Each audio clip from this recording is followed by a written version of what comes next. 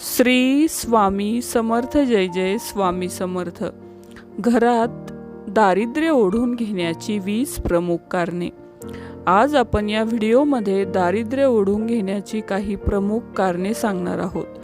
काही वेळा आपल्या हातून चुकीच्या गोष्टी घडतात व त्या गोष्टीचं प्रायश्चित्त आपल्याला संकटांना तोंड देऊन भोगावं लागतं. चला तर बघूयात कोणती आहे ती प्रमुख कारणे. 1. स्मशानभूमीमध्ये कधीही चुकूनही हसू नये किंवा मजा मस्ती करू नये, ही खूप मोठी चूक आहे. 2. कधीही दिवा फूक मारून विझवू नये. काही कारणास्तव गरजेपोटी विझवायचा असेल तर तो हातानेच विझवा. 3. घराच्या प्रवेशद्वारावर चुकूनही पाय देऊ नका किंवा बसू नका. 4. दारात बसून भोजन ग्रहण करू नका आणि भोजन करताना ईश्वराचे आभार माना आणि ताटात कधीही अन्न उष्ट टाकू नये किंवा मग गरजेपेक्षा अधिक जास्त अन्न घेऊ नये. 5. दारासमोर चपला काढू नका, थोड्या बाजूला काढा.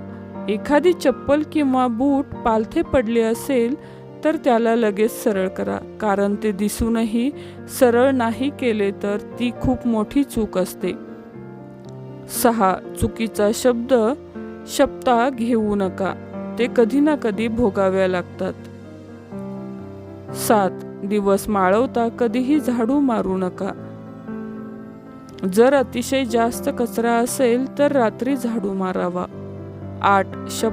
धर्मग्रंथ किंवा कुठलीही पोथी वाचताना तुम्ही मांसाहार केलेला नसावा आणि तुम्ही शुद्ध पवित्र असावे. 9. लसूण किंवा कांद्याच्या साली कधीही जाळू नये.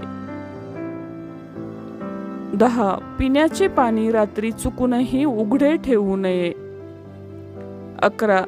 पिंपळाच्या किंवा पवित्र वृक्षाखाली कधीही मलमूत्र विसर्जन करू नये. 12. महिलांनी कधीही उभे राहून केस बांधू नये किंवा वेणी घालू नये.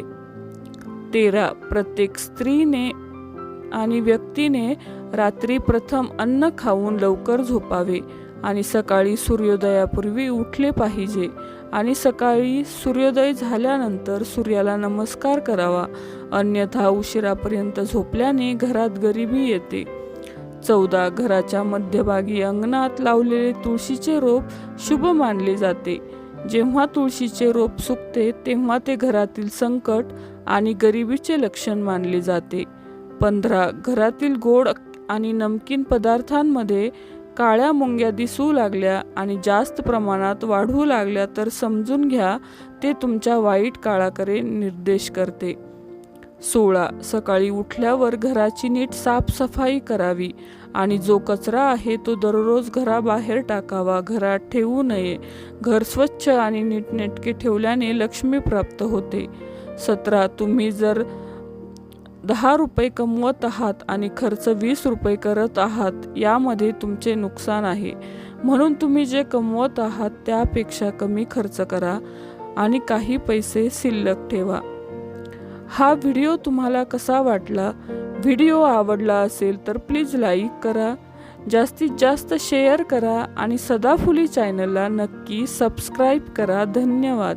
श्री स्वामी समर्थ. जय जय स्वामी समर्थ.